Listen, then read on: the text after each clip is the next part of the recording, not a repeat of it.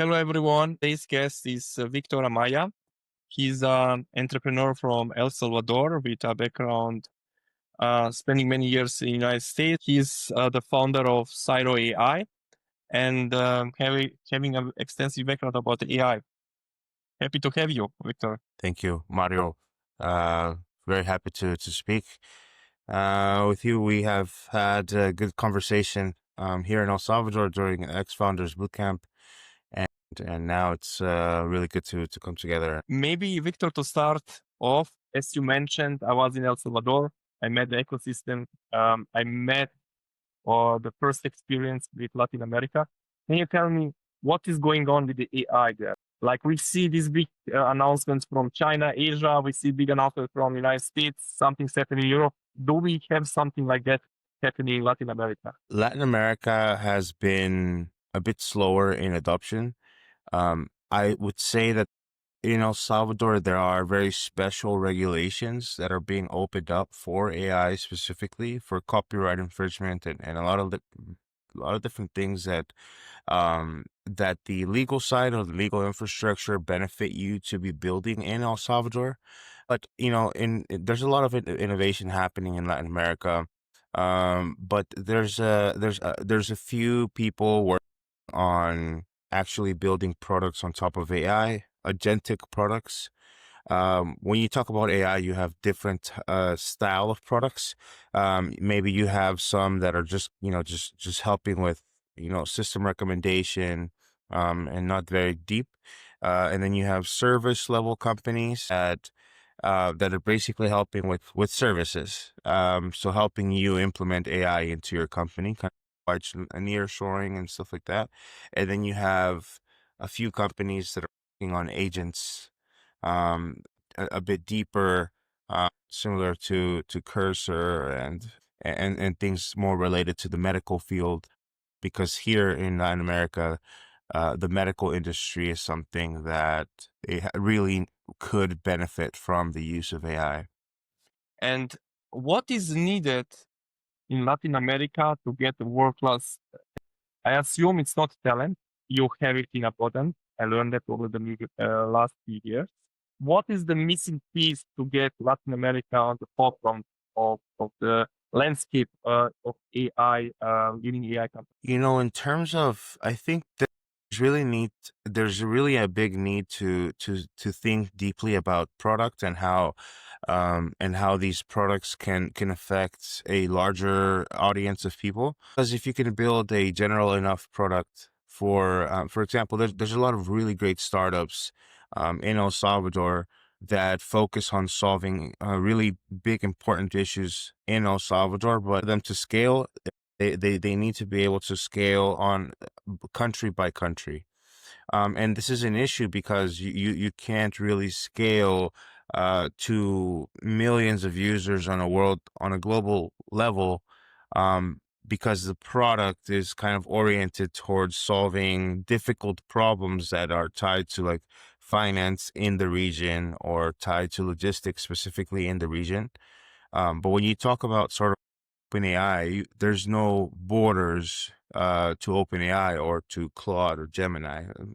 A lot of these models don't have any borders, basically. So I think that we should be thinking about creating products that can scale beyond Latin America, first of all, and then also being able to have access to the right amount of capital to kind of reach those stages and compete on a global level. It feels like the similar problems what we have here in Europe. In essence, the talent is there, but because Europe is not a unified market with one language similar to United States, you kind of have to deal country by country, which limits your market. And then the second part is capital. Capital needs for such big projects are immense. And even the capital situation maybe in Europe is a little bit better than in Latin America. Nevertheless, it's not competitive enough to China and to United States. And that's the reason why you have to specialize that. Well, that's the reason why you're seeing medial solve the use case, you get immediate revenues, and you don't have to have an over reliance of external capital to succeed. Yeah, you really have to learn how to bootstrap, and to really know about each stage of what. Because, like for example, here, even in the rest of the world, raising a capital round, um, before having a product, before having traction, is it just so much more difficult every single day. But I think that, I mean, it is possible to raise without products, but it just becomes more difficult. Building in the field of deep tech, I feel that there is a lot of opportunity in Latin America. You just need to be careful about being able to find the right investors that are a fit for you, and also that would take care of your valuation, and take care of the company in general. I assume the hurdles are so high that you as a founder have to be double so good as someone maybe in the United States who has everything around him built out and she can easily scale. So basically you have to deal additionally to the complexity of your product. Then the reward could be also quite big because there is not much competition. And I have like that when we look at AI and the implication that AI could eradicate many of the current jobs we have in the uh, in the labor force, which is white collar and so on, that maybe due to the situation in Latin America that everything is not that extremely service oriented as maybe in the United States and Europe, you could actually benefit a lot because you don't have to take this big pain, which we may have to do.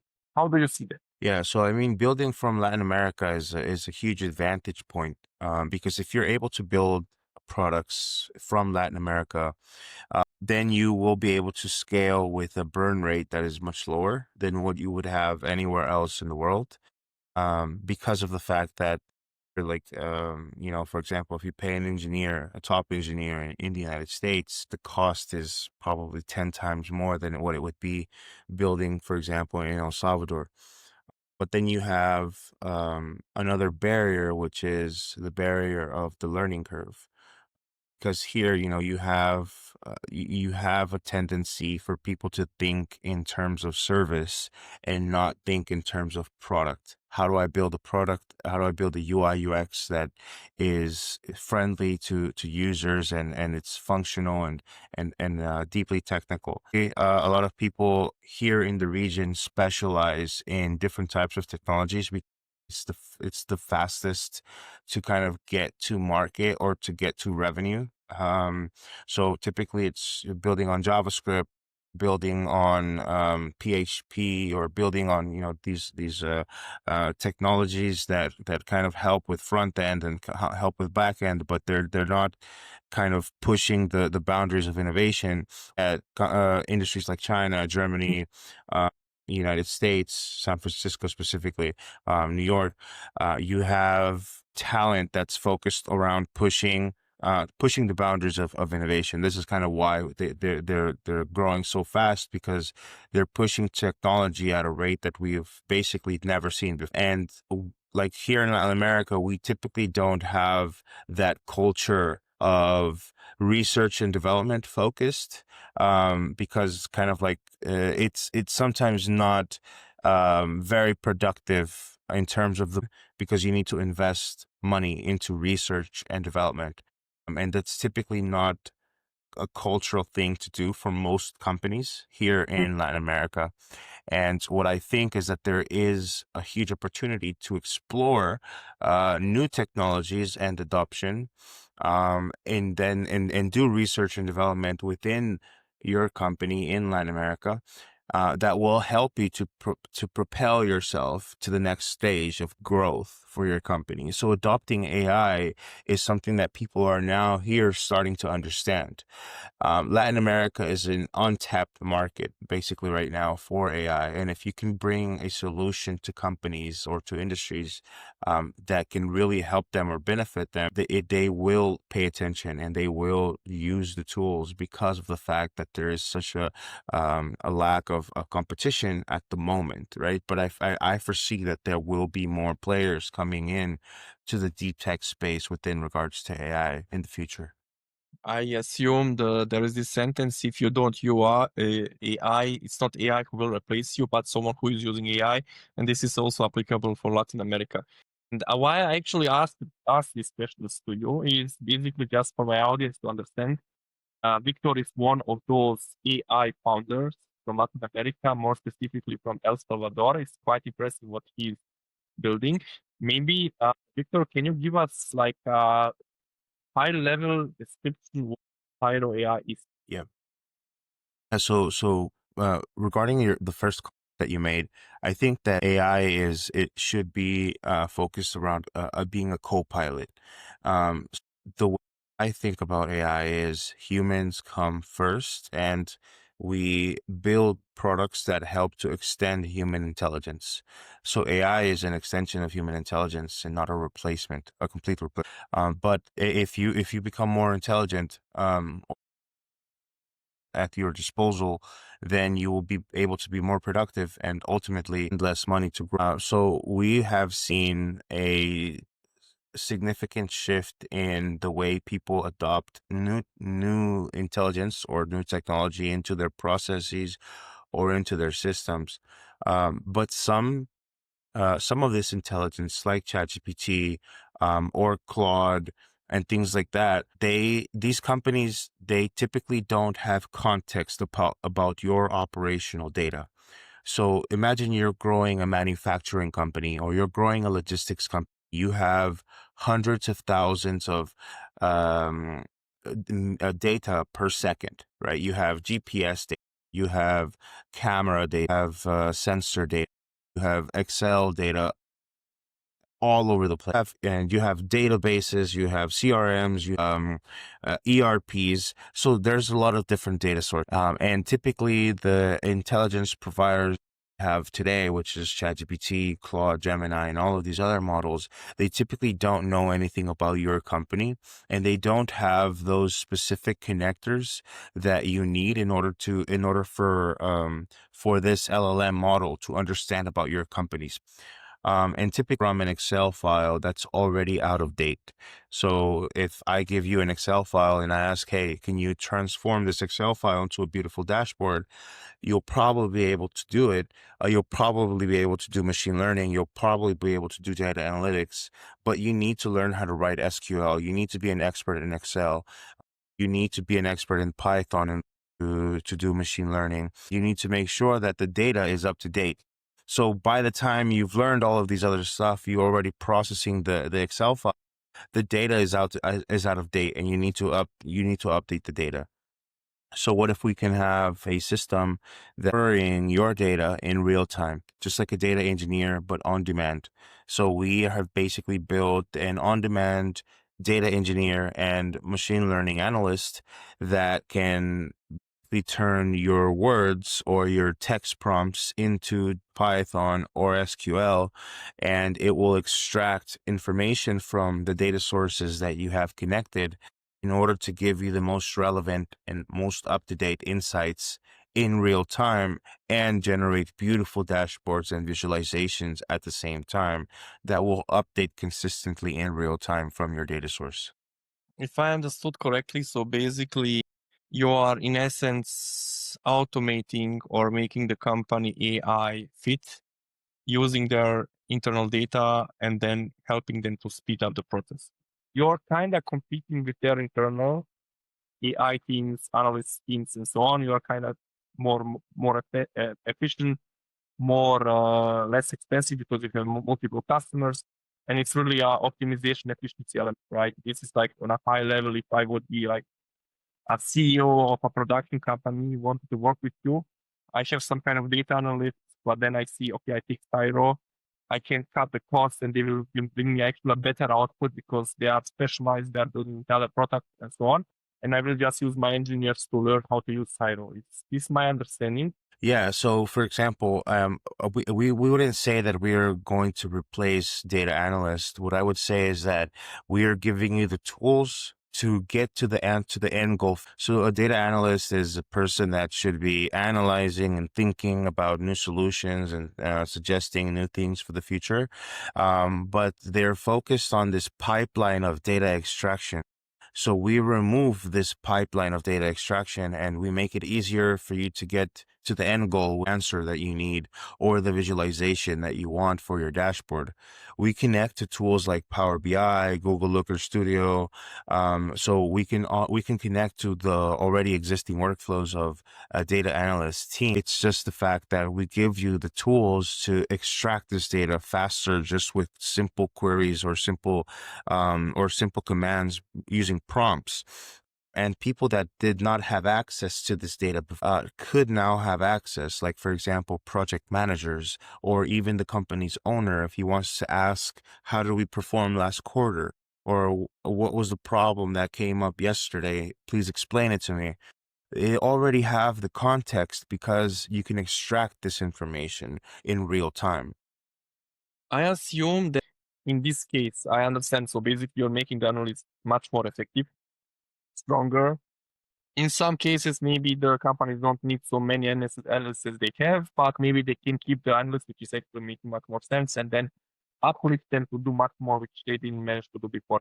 But you're kind of then also in some kind of competition, if I understood correctly, with many of these tools which they are at the moment using. Like I assume many of these, let's say, project management tools or some kind of other tools they are using, these companies are also thinking to bring some kind of AI element in. And in essence, it's a competition of their daily workflow inside of the company, where Cyro coming in. And what is the first number one focus you have when you're entering a company? That what you describe, I understand the vision, it's very, very big. But what is the anchoring point? You have to start somewhere. Yeah, so I think the first thing that a customer would do when they come onto the platform is that they connect one of their data sources. They upload a very large Excel file, or for example, we have one use case right now that a company has a very large sales team. So their sales team wants a custom dashboard per person that has a KPI. So employees' KPIs are in individual dashboard, so they can see each individual KPI. There's only one Excel file and there's only one data source.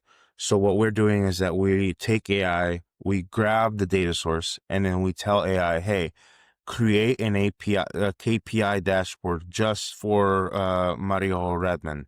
Only show me his KPI and only show me the KPI of the front that I'm selling to in El Salvador or in Germany.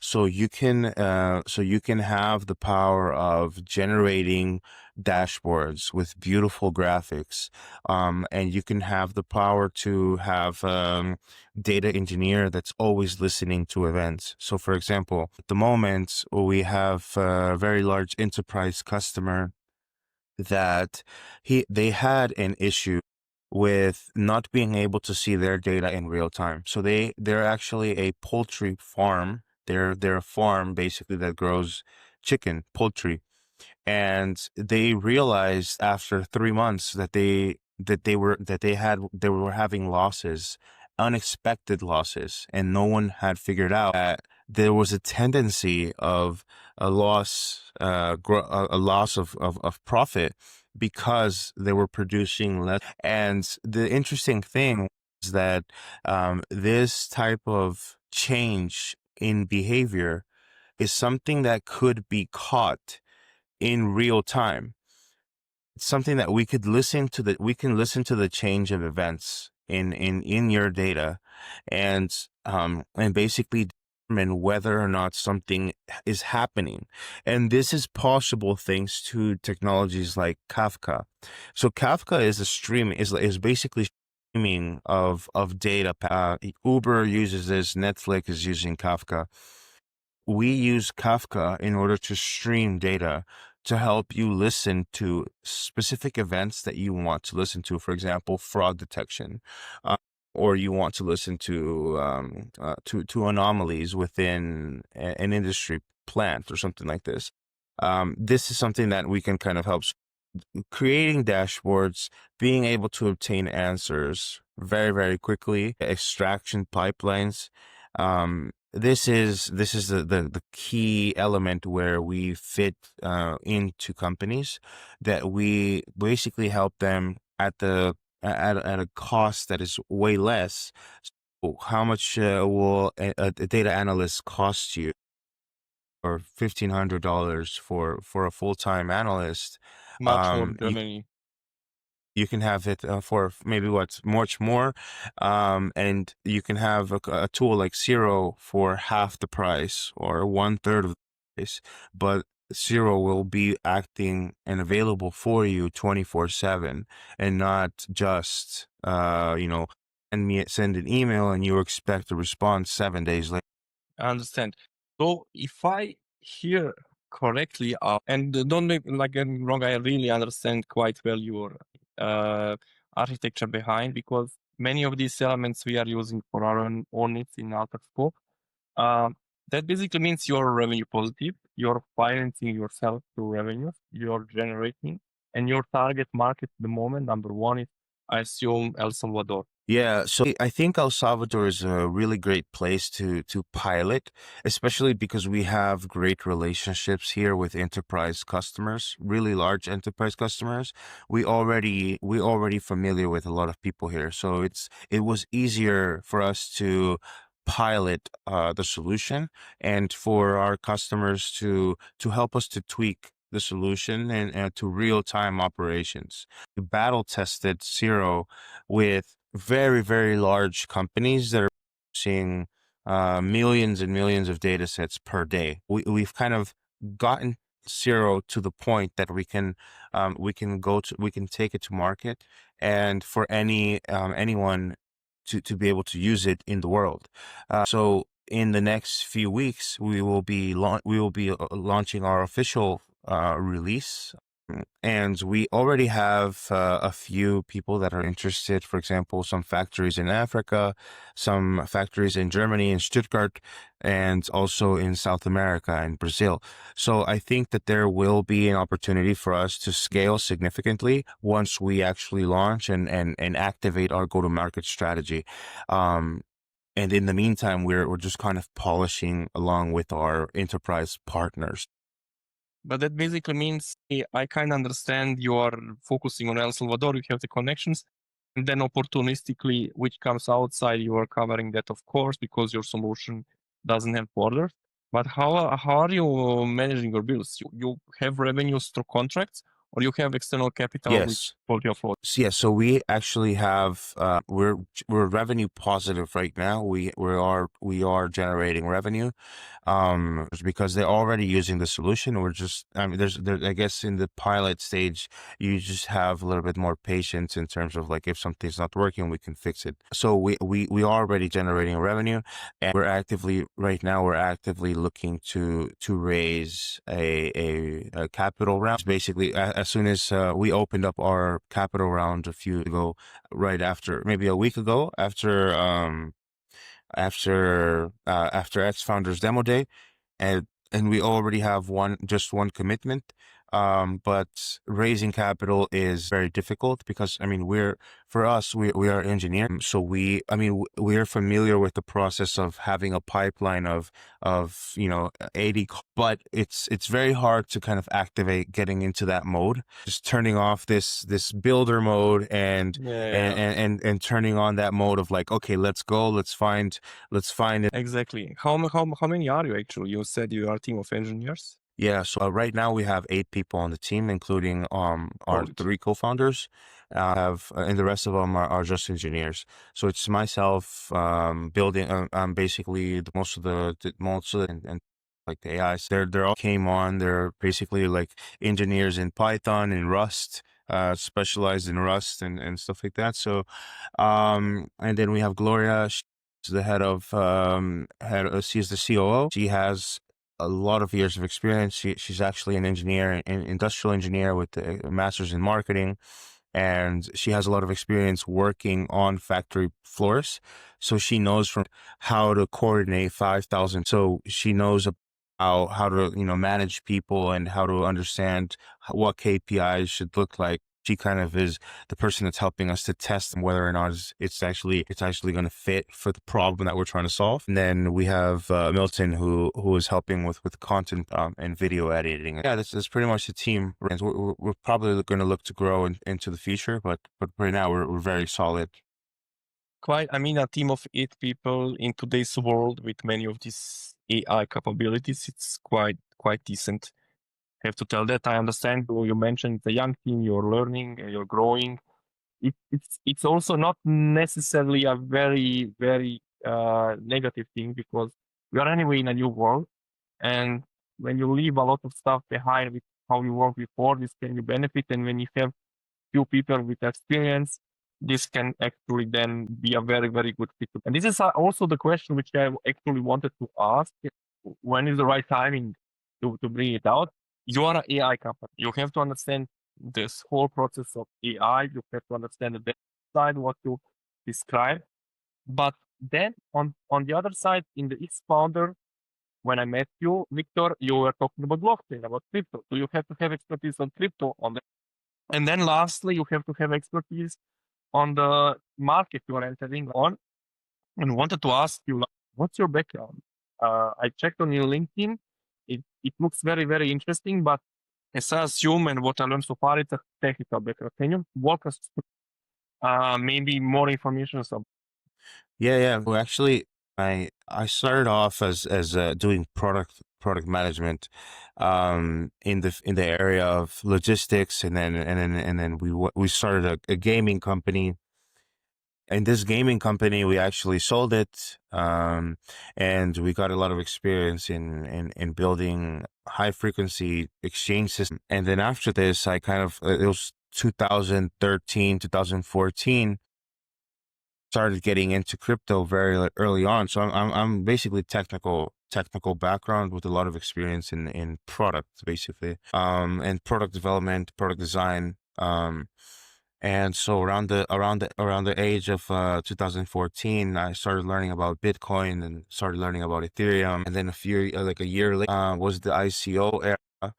And I remember that I was reached out a company in Germany, and this company in Germany was basically a blockchain exchange, a Bitcoin exchange, similar to Coinbase, and it was based in Germany. They were building out exchange systems, and I was interested in joining because I was already having experience in smart contracts and exchange systems within games. So I joined this company, and then later on we continue to grow. Basically, all of my trajectory has been in crypto. My latest company was a high frequency trading engine for that was built on Polkadot, the substrate ecosystem. We've had a lot of experience building in blockchain, and then I had kind of left the blockchain uh, ecosystem because I thought, hey, you know what, I want to try something new. I want to try solving a problem that is very close to home, because we actually were living the problem that we were trying to solve with Zero AI. And my whole focus is on research and development. So the whole point of I think for me is to have fun playing with different tools. And I think for like blockchain during a long period of time, and then during the whenever ChatGPT came out, and there was a lot of open source models, started playing with a lot of different models. And I started getting more familiar with the AI process, and then the entire production process. We were already building AI systems in computer vision in my previous company. We were building autonomous NPCs within games, and the simulations, just art generation, 3D generation, and stuff like that, and also the NFT side. So I think was already a background in blockchain, and already a background in AI. So I came to Gloria, my co-founder, and I said, "Hey, you know what? I can help." She asked me if I can help her to solve the problem of visibility and traceability, because sometimes some of the packages would be lost, some of the inventory items were not being planned correctly. So we started putting our heads together, and we started thinking, hey, how can we improve this process? And we thought, hey, AI would be a really good tool. So we started playing around. We started tinkering, and we gave her a demo. She started working, and it worked. Later on, like a month later, we got our first customer, and they were like, okay, next customer, next customer. And then we kind of started growing this way. And it was kind of natural growth. It was all, yeah, it was all natural growth, basically. So that was pretty cool. Very, very interesting. As I understood, you have been in United States for 10 years. Yeah. You were doing freelance before, and then you went to United States, California. You spent some time there, right? Yeah. Did you experience this Silicon Valley atmosphere of builders coming together, trying to disrupt something and so on? Did you have this Yeah. vibe around you? Did it influence? A huge ecosystem in the United States. So I actually grew up in Las Vegas, which is very different from Silicon Valley. And then later on, I moved to California, where I was living in San Luis Obispo for a certain period of time. San Luis Obispo is probably a few hours away from San Francisco or Silicon Valley. I've been there a few times, and then I kind of got to experience the feeling of how things move there. It's just so fast, and it's also very, very expensive. Yes. Yes. Whenever I started working, it was for a company not in San Francisco. It was actually in LA. It was actually in Los Angeles. They were a company based in Los Angeles and New York. Sure, after we founded our game studio, I went to work for a company in Germany, and I was there for some time. And that's kind of where I started thinking, hey, I was making good money. I was making a decent amount of money, and I thought, hey, I want to build my own studio, but I don't want to build it in Silicon Valley because it's going to be too expensive. And doing Competition also. research, yeah, the competition is huge, but doing research and development in like in the Valley, whenever you're kind of bootstrapping, your cash will run out like that. So I thought about, hey, El Salvador is doing pretty interesting things. I'm gonna go and I'm gonna start a studio in El Salvador, and I'm gonna fund it. And basically, I'm gonna figure out if it's profitable, if we can build something great. Actually partnered with other people that were doing a studio, and so it was a very interesting experience to come into this market.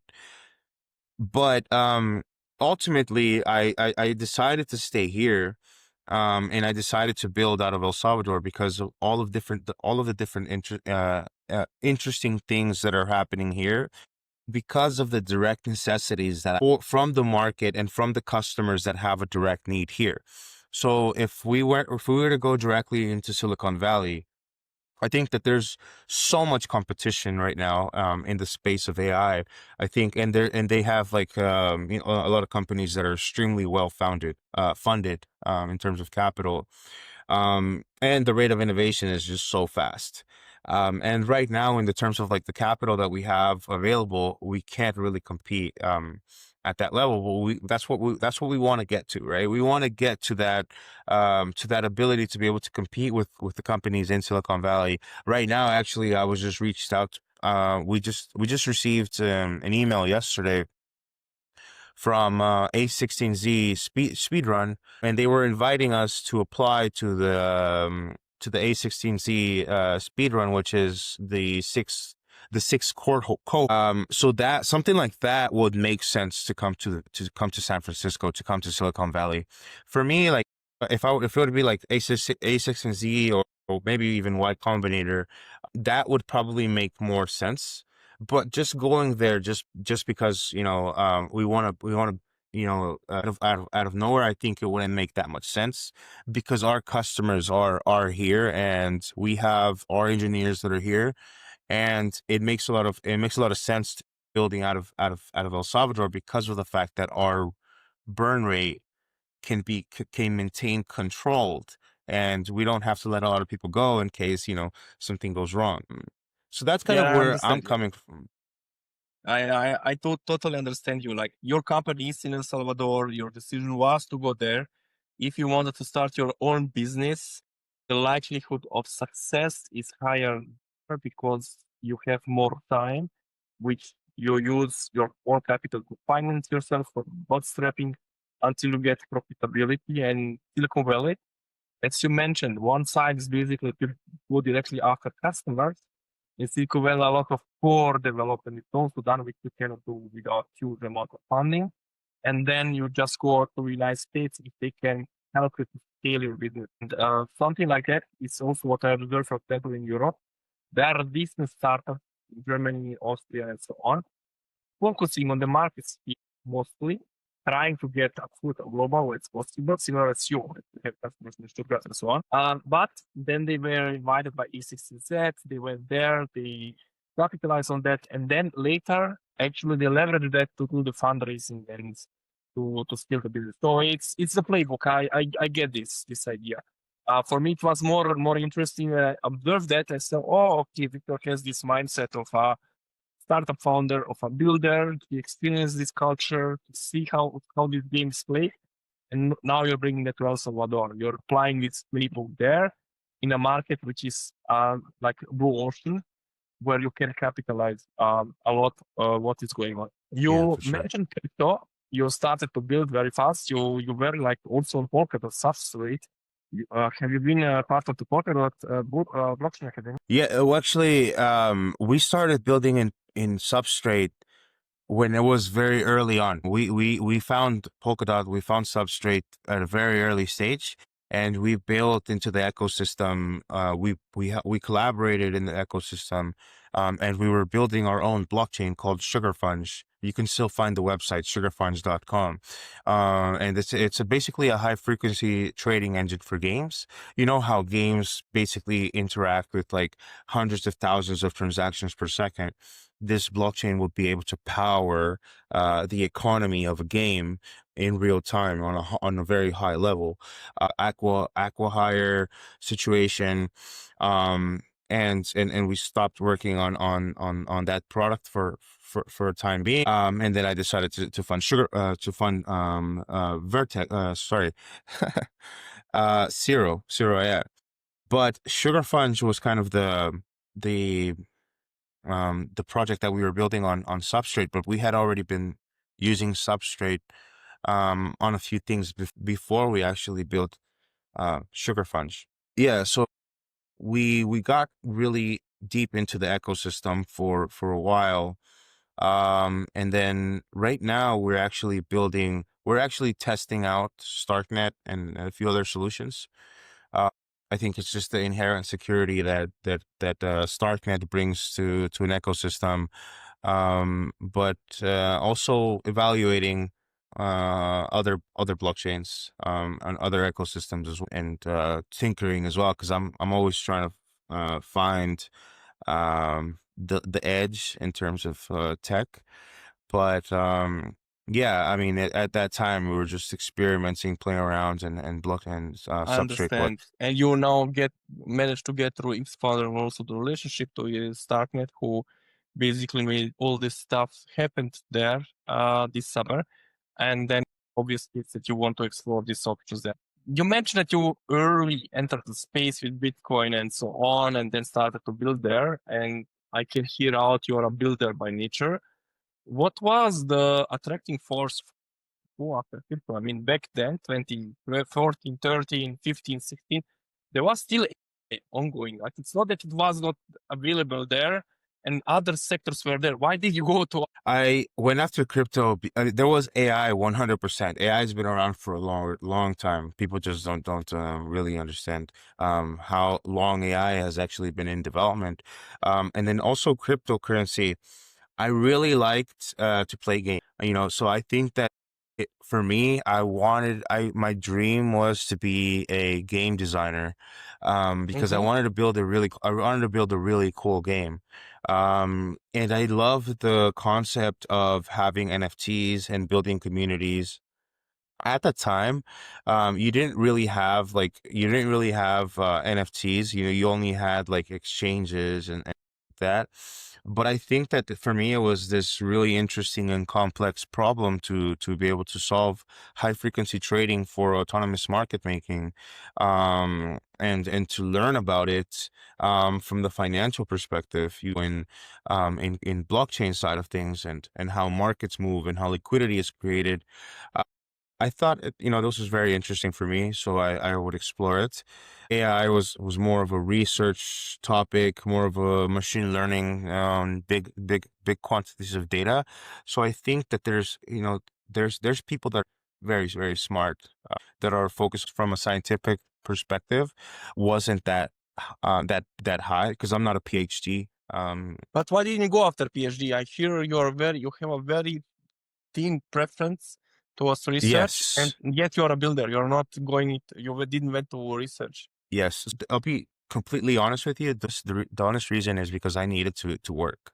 My Money. family was, yeah, because I needed to. I didn't have like all of the open doors in terms of university and like that. I needed to work, and I needed to build apps or to build websites or to help with product management from a very early stage, even when I was in university. So the honest reason is because, I need to transform this into currency as quick as possible because I don't have like the years to kind of go into PhD or anything like.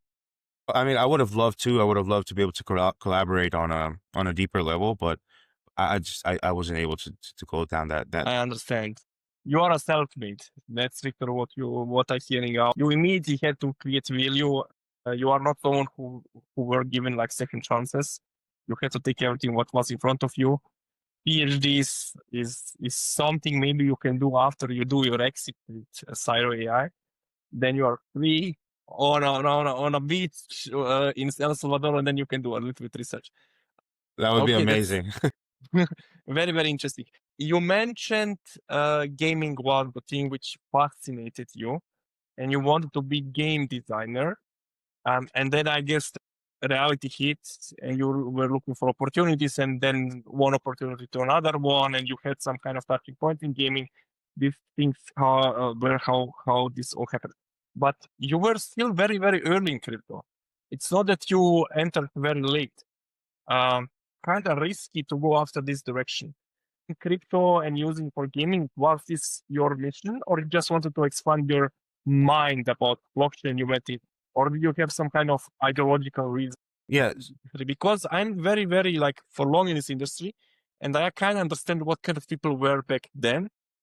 Now it's a different thing, and I really, really is curious to learn how you decided to spend your time there Mhm. to deal with Yeah, it. when it's say whenever coming into crypto early stage was very risky, yes, but it was also very profitable from the sense of providing services because everyone at that in 2015, everyone wanted an ICO.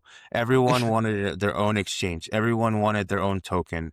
Everyone wanted something, right? So from a developer's perspective, or from someone that can build or is building in this area.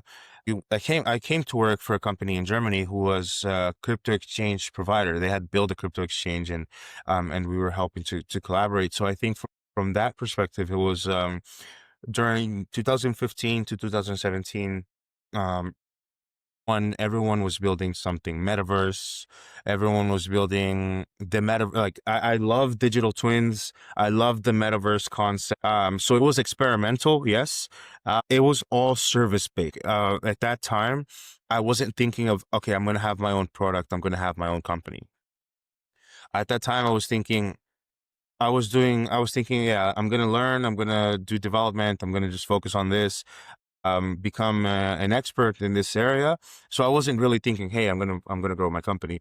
But then whenever I started kind of getting to a position of stability, because first it's like, okay, first how can I bootstrap towards stability, and then afterwards, okay, now I can have time to think.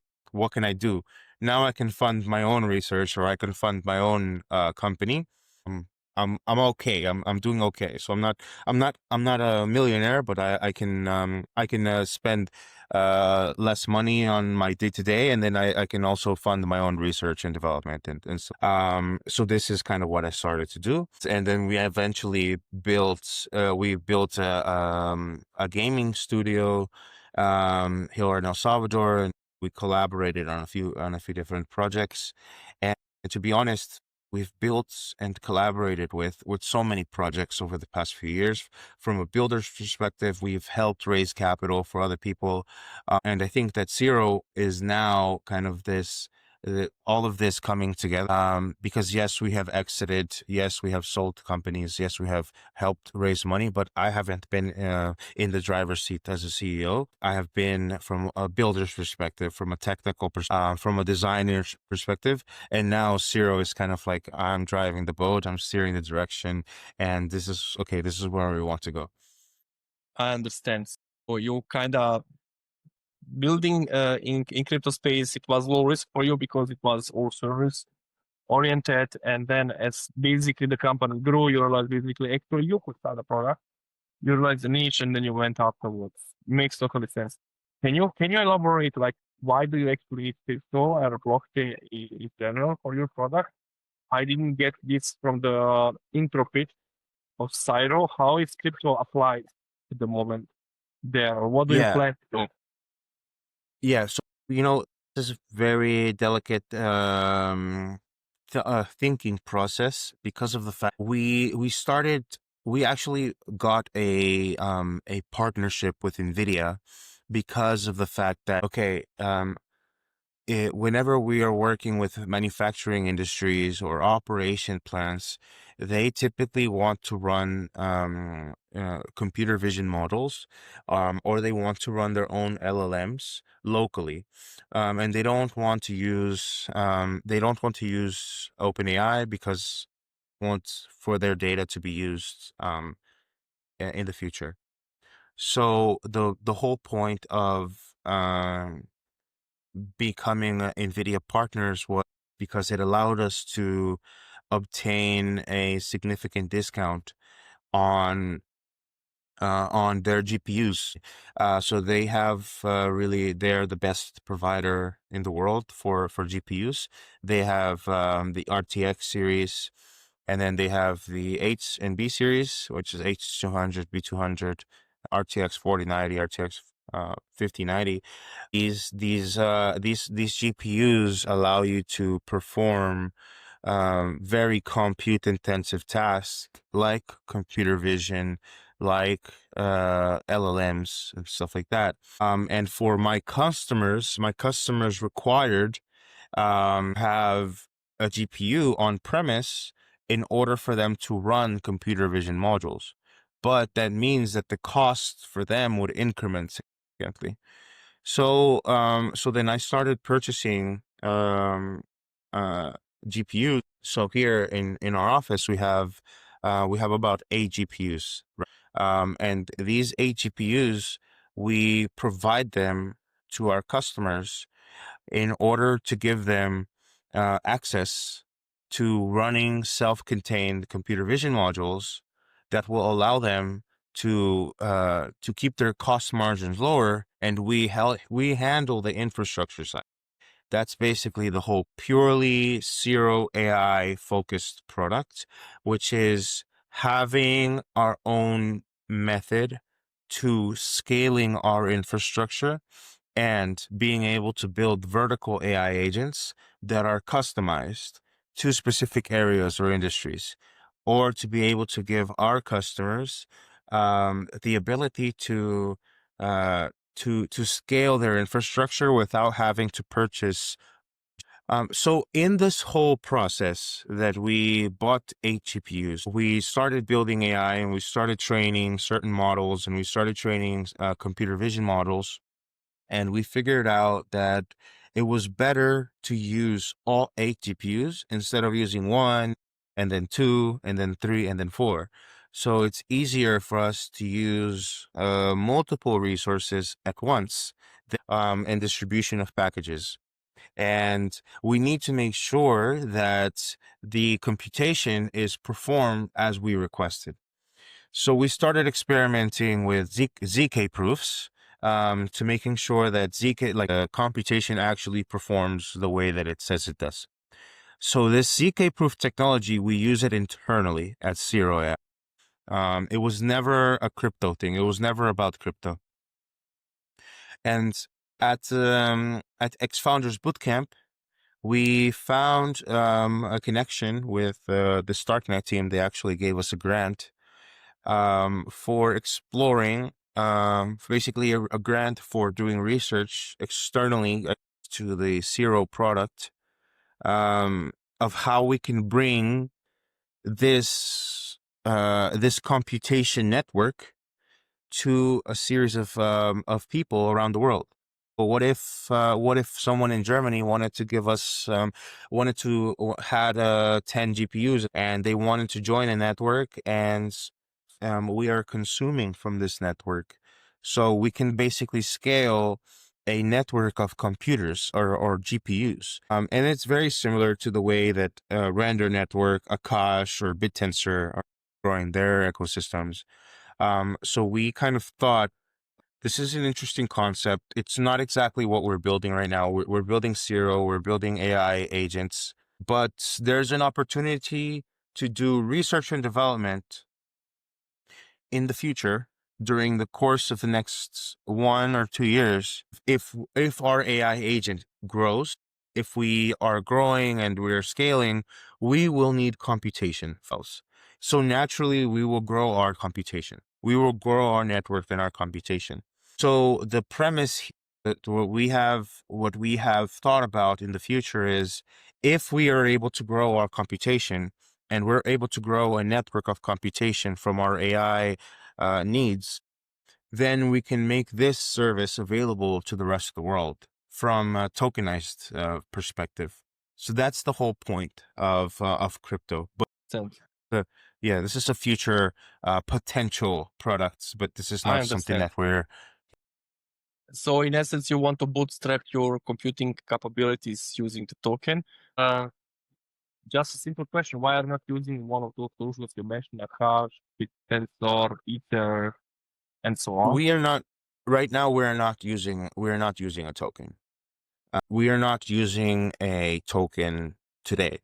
Right now, we just have internal infrastructure because we need internal servers, right? We need it for ourselves. We need it for our own AI company and for our own data center needs. So renting a GPU is, for me, it's more temporary.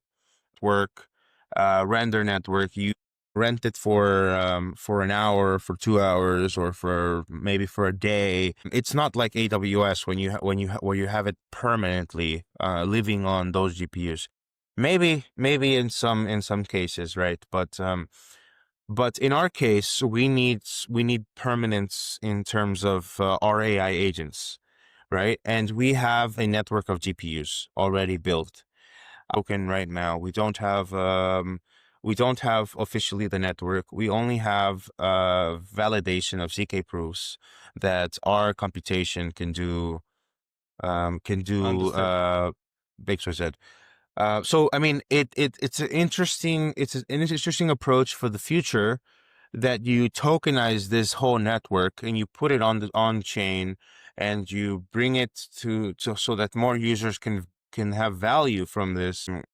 That will be a future potential product that we launch, but it's not today.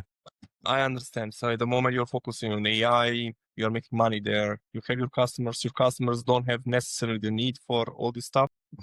Like, let's put it on a high level ideological point of view. Do you have to plan to transform your company at one point into a network, or you still want to keep the company making the revenues, and then this should be a spin-off used to where the company is on top using some resources of the network? Right, exactly. The idea is that we grow as a individual AI product. We want to grow as as an AI company, right? 100%. And we want to grow as big as possible as an AI company. And that will mean that we need more computation resources in the future. Um, so this means that at some point during the trajectory that we grow, there could potentially be a network effect that is born from the architecture that we have created from the growth of our AI product. And if we are able to successfully prove this computation effect can function as a network, and we would be interested in exploring the launch of a token that will be the birth of the Zero network, and the computation that we have currently now will become part of the network. Zero AI will become a customer of the network, so we will make the network open to more people to bring computation and basically to earn tokens. Our token infrastructure, we have already designed it, but we are not launching it until we are able to prove the scalability of the network. I understand. I understand. You explained everything. So in essence, you are focusing on the company at the moment, and then in the future, like you will like opportunistically look for this option. The reason is like also there is also a real case that you don't have ever to launch a token or network, because maybe on the computing side at the moment what we have is maybe resolved in 4 or 5 years when you are there, that there is no need, or maybe you can use something which is there and so on. So I kind of understand you are observing, you are focusing on what is now imminent, and you want to make this working, and this will time will tell.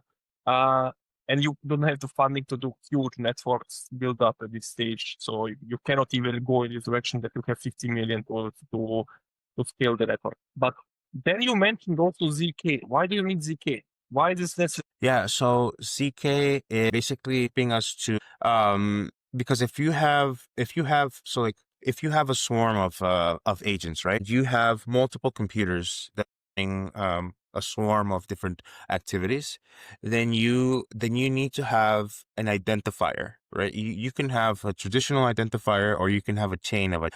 So ZK proofs help you to establish basically production line access, sort of like an NFT. If you say, I completed my task, I want you to check it.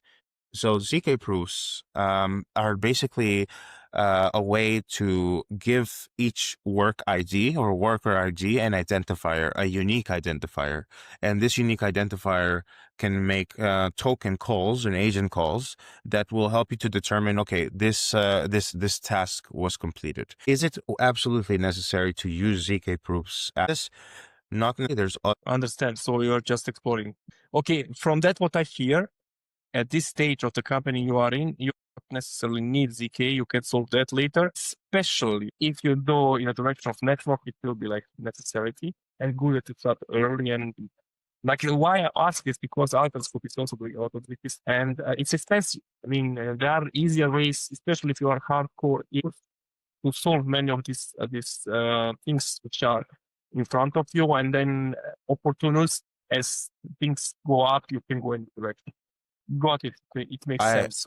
Yeah, I completely agree. I think that we primarily focused on exploring within the realms of CK and putting certain processes on chains like tokens and stuff like that, because we felt that it could potentially give us an edge. We are originally Rust developers, and we are originally a block from the blockchain space. So we felt that it could give us a certain edge. I mean, whenever we talk to our customers, we're not talking about any of this, right? We at the bottom line, we are able to scale our infrastructure. We're able to scale. We are able to train new agents, and we are able to bring on computation. The whole point of bringing in computation is for us to train vertical agents. So for example, if we can have a specialist, okay, so right now, one of the most difficult things in quality control within operation teams is import expert quality control. So you need certain licenses. You need to become specialized in a license or specialized in a certain method of for example of regulation. So if we can train the agent to have a customized vertical to think about something that we can enhance our customer's experience, we can enhance the vertical with, for example, specific knowledge about of one specific regulation, so that they can determine if their processes can meet this regulation. Basically, this is more on that sense. But we need to have computation to in order to have sort of our own vertical agents that are basically trained around this stuff and basically helping us to train. But at the end of the day, we're not talking about ZK or blockchain or anything like that within regards to our product natively. But then whenever we had conversations with Starknet and we had conversations with ex-founders, we determined that it could be an interesting field to explore from from an R&D point of view, because our customers already require for us to give them computation. So the whole point is to give them privacy, to not be in control of their data. So if our customers are going to come to us and say, "Okay, you take over the data analytics side and you take over the computation side, and we will just basically use the platform," we will help them to grow their own infrastructure. At this point, whenever you have third parties in, that's when ZK proofs or things like this could potentially be beneficial. This is the whole point of, for example, bringing blockchain to logistics. What is the point of making sure that you have NFTs or digital twins inside of a logistics operation? It only makes sense whenever there's third parties involved, because they want validation, they want proof, and they want security. So that's the whole or the whole premise behind giving more buzzwords. I understand. In essence, also, when you met X founders, it was a crypto heavy project, and then you basically communicated your vision towards this direction to explore these options of DK and the coordination of computation. How did you meet the founders of X founders? How did the connection come together? And what's your opinion about the exchange? Yeah. So I met ex-founders through a warm intro from someone that was local. So they told me, "Hey, you know, these guys are building in El Salvador. It would be interesting for you to talk to them." Um, so I had a conversation with Nelson, and basically I told him, you know, I think it would be interesting to explore this whole go-to-market strategy with ex-founders. I thought of this at that moment. I was thinking, I am an engineer. I don't have really strong go-to-market ideas. I would love to come to this program to explore, you know, potential synergies in go-to-market and understand better go-to-market, and the whole premise of being able to record yourself on video on camera is that you have exposure, and that you will get traction from this exposure, or you will be able to convert certain customers. And honestly, I've had a really great time on a personal level, and the ex-founders bootcamp. It was a really amazing experience on a personal level. On a professional level, I think that there's definitely a lot of value that they bring. For example, from experts' experience. For example, you came as a mentor, and we were able to talk with you and to talk to Ben, your co-founder. And I think that the value that you bring in terms of your insights and the network that we are now part of the same network. I think this is very valuable. I think that that's one of the main things about ex-founders is and learning about networking and things like that. So I think that so much value and they have so much passion for what they do. I think Fedor and Feshil are just, you know, these super hard workers. Nelson as well, and yeah, just super happy about being part of the program. I think that there's a lot that could be done to improve on the products because I'm a product person, so I think the product's journey could potentially be improved. All in all, I think it was such an amazing experience, and we kind of dove very deeply into the way that the ex-founders did, and it helped us to come out of our comfort zone. That's very, very important. Assume also the other startups to connect with them who were part of the cohort is what was also valuable to connect with them. For example, for me, in the last season, this was very, very valuable to meet many of those founders who are in similar stages we were, talking with them, learning from their problems, but also discovering potential options to collaborate. And I really liked the program back then. I think it was Bali last year. I'm really looking forward how the reality show is going to look like. Yes. They did. I mean, El Salvador is a very, very beautiful country. How did you like Starknet? I mean, you mentioned that you managed to get the contact with them. You're now researching how to apply crypto, blockchain, ZK, and use that as a coordination layer for computation into your product. So I assume it was very fruitful for you. Yeah, so actually, the whole premise behind being able to be part of the boot camp was, have some component of blockchain in your, be using Starknet in some way. Because at the end of the day, uh, the Starknet team was the guys that were kind of helping for everything, from the ex-founders bootcamp to be possible, and everything else that was made possible thanks to ex-founders, and thanks to Starknet.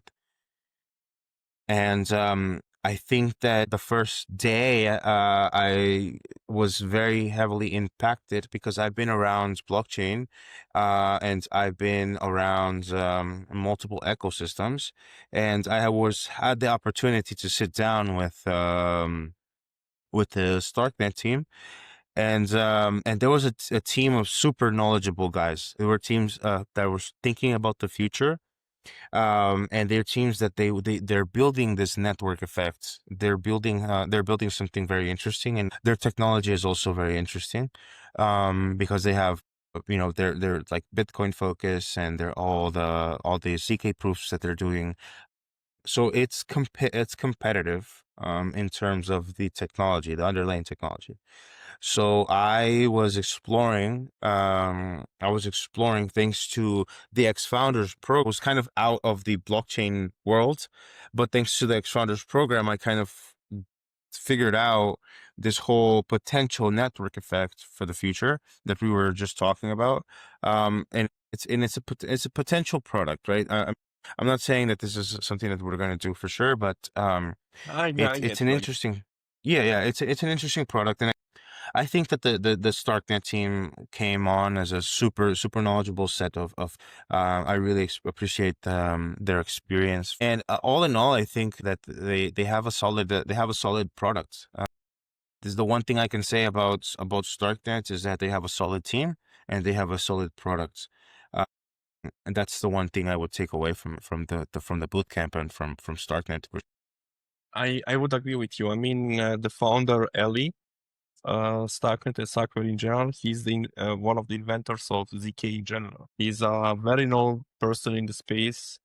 Starknet is building for a very long term view how things should look like. They're not focusing on the short term, and now they identified Bitcoin vertical, and they are going all in on the side. When you look at the technology, they are really at the top. You don't make any kind of mistakes using and applying Starknet in your solution. I mean, to be honest, like similarly as Victor and Polkadot, it's also amazing technology. And the success of Starknet market strategy by their growth, the network effect which they managed to get, are they able to scale?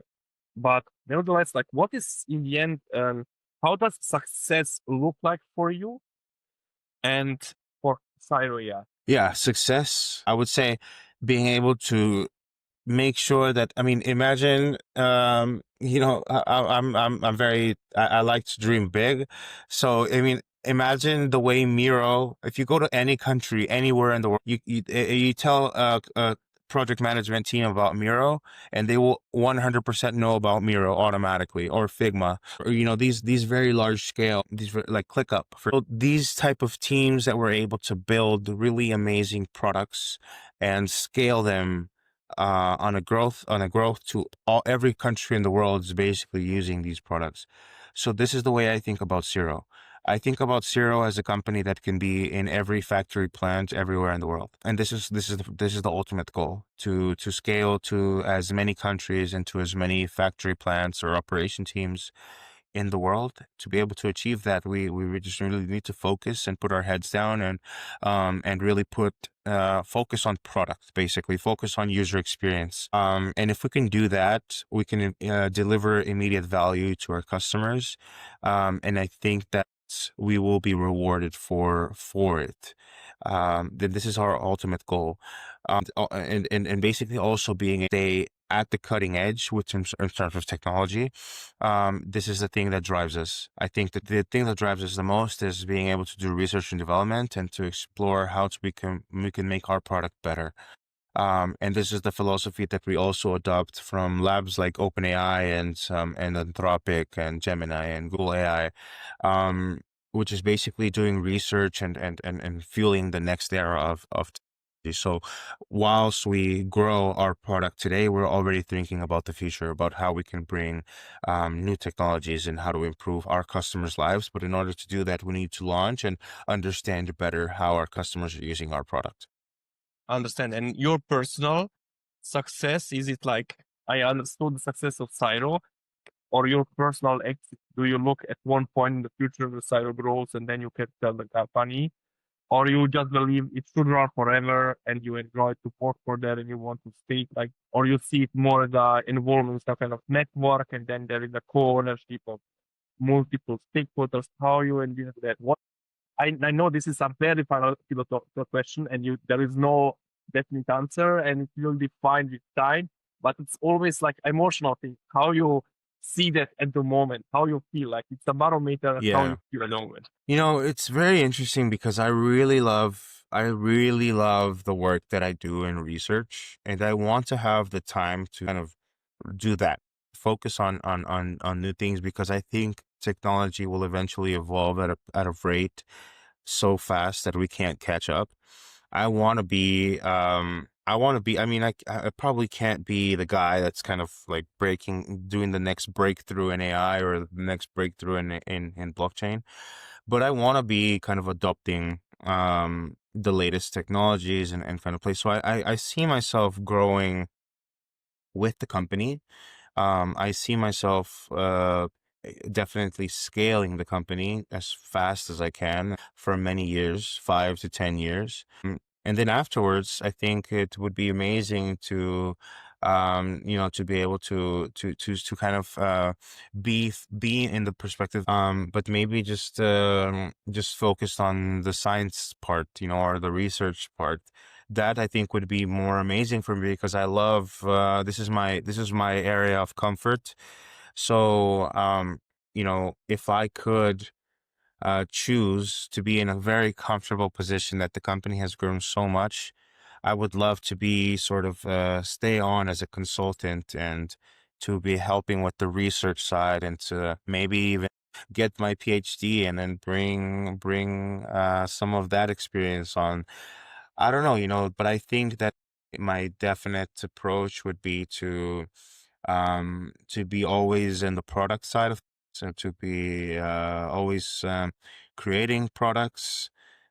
I think for me right now, I think this is my focus, but also starting a family and stuff like that is also something that can maybe change in the future, because I am going to start a family soon. This is also something that maybe, who knows what the future will. Hopefully everything goes well. Congratulations on that side. It's a very big new project. Thank you. Yeah, That for side, sure. so very very big thing.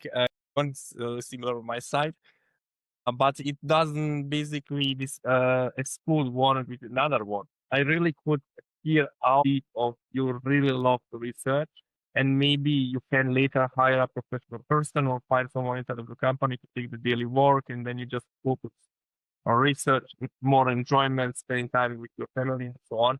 I get it. Okay, it's not really what I wanted to hear is like, do you have ideas building fast, selling fast? This is not obviously the case. You just want to build up, see how things evolving, and no Yeah, concrete plans I to mean, do that. if you were to say, we are growing so fast, in 3 to 5 years, a company like Miro or Figma that's already IPO'd, they want to buy us. I would think about it, Of for course. sure. I would think about it, of course, 100%. I think that this is definitely the direction that we are going because of the way that you already have companies like Astronomer and Confluent. They're already companies that are worth $2 billion, $3 billion in the market. So I mean, they're not IPO'd yet, but they're already at. So if someone comes and tells, you know what, we're going to offer you, $2 billion, to take over the company, as you come on as a research and development, similar to what Alexander Wang did recently with I think it was with Facebook, I think Meta. They acquired his company for I don't know how many billion, and it was an acqui-hire. So they brought on the company, they brought on his team, and now he's head of research and head of science at Meta. So I mean, why not? I think this is definitely a good way to go. And after then you will think like it's the same thing like every single founder have to evaluate, especially if you're then part of a very big ecosystem, and then at one point you can compete with the big guy, and you are part, you have an important role there. It's changing careers, it's changing trajectories, but it's not necessarily negative, but more positive. And then, like, may I ask you, like, you're in El Salvador, it's a small country. I learned quite a lot over the summer about the country, and I also learned how receptive the government at the moment is towards founders. Do you have any kind of support from their side, or it's more for you left on yourself building? Yeah, I think this is one of the super interesting things about building on El Salvador, that you have access to the decision makers in the country. Like, you can come with an idea and you would have all the support that you need in order to grow this idea into becoming a reality. Um, yeah, there's a lot of supports. For example, the late tech that helps to on purchasing. Well, not every, there is a feeling or there's kind of like a vibe that you get from being here. It's just that feeling of, something's happening. You can't really see exactly what, but something's happening, something's changing. So more people, I think, are becoming more comfortable. They're coming here, just kind of looking at it from a different perspective. El Salvador is a small country. I think it is a perfect place to come and pivot. No, sorry, not pilot. Right? And if it works here, it can work anywhere in the world. This is the thing that we're seeing right now, that a lot of companies are coming here. They're testing out their product, and they're growing out into the United States, into Mexico, into Colombia, into Argentina, Brazil.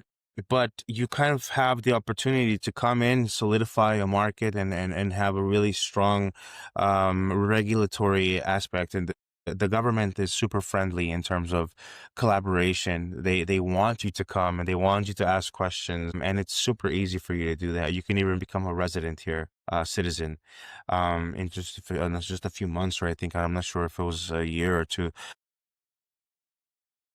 I think it's comparable to anywhere else in the world. Dubai has similar things, just a very much more developed. But in how many years has Dubai actually developed?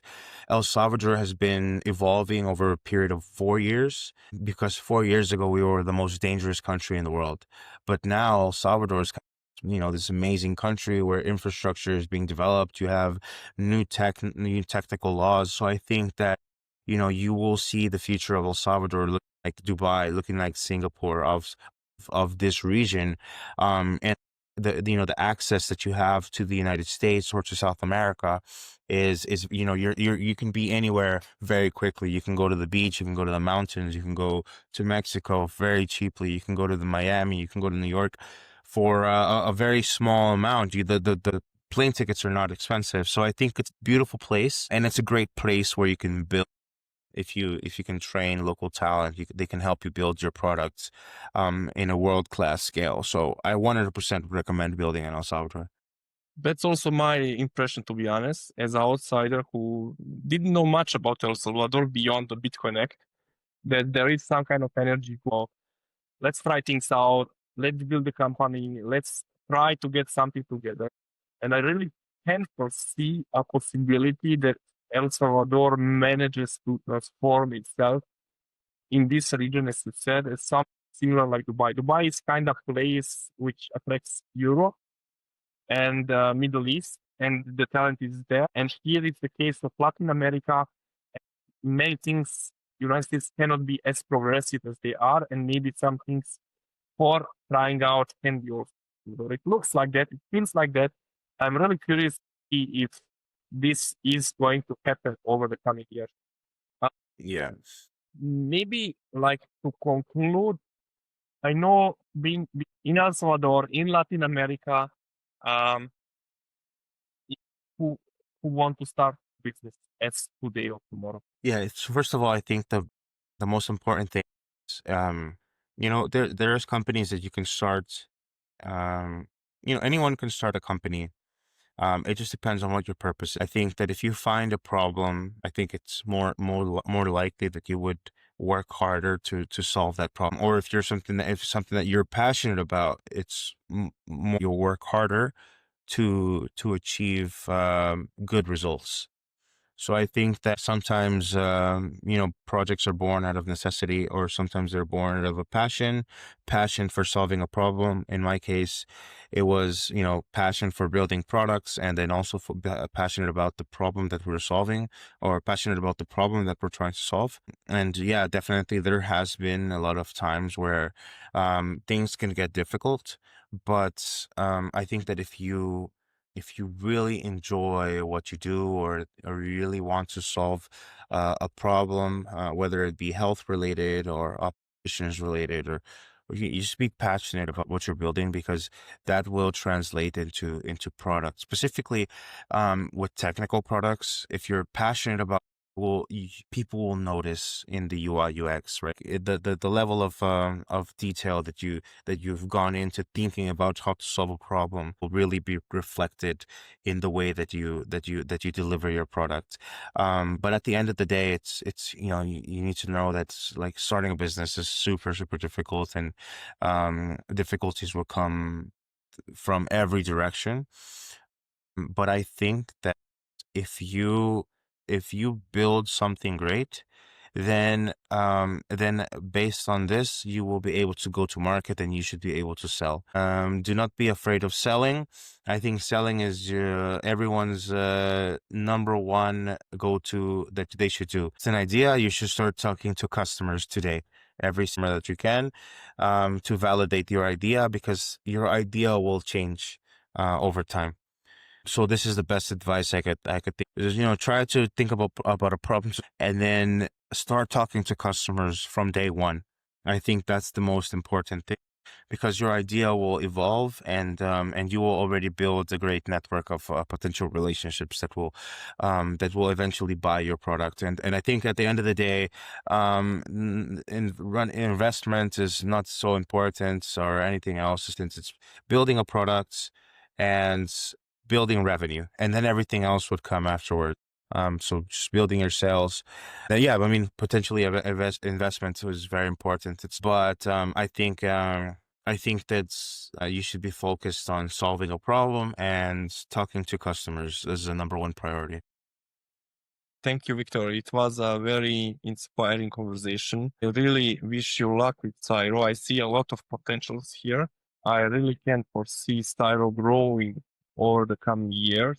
It feels it's the right team at the right place with the right product, and wish you luck in general. Let's stay connected. If you need any kind of support, just feel free to reach out. Super. Thank you so much for the time and for the space.